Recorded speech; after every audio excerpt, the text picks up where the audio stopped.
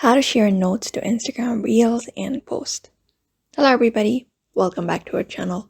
In today's video, we are going to learn how we can share notes to Instagram Reels and post. So let's just dive right into the video and do it easily. So if you want to share notes to Instagram Reels and post, first of all, make sure your app is updated to the latest version because the latest version allows us with that cool feature. So once you've done that, open up your Instagram, and once you are there, you can go ahead and locate up the post or the reel. So you can just go do that, and when you head over to that post or reel, you can find this share icon.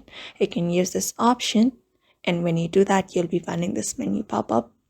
So from this section, you can head over to this option called add note. You just need to scroll, and at the last option, you'll be finding an add note option. So just go ahead and tap on it. After that, you can use an emoji or whatever text you prefer.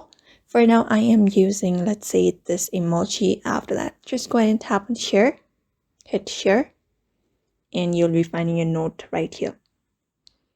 So that is how you share your notes on Instagram Reels and post. So I hope this video was helpful, and thank you for watching this video.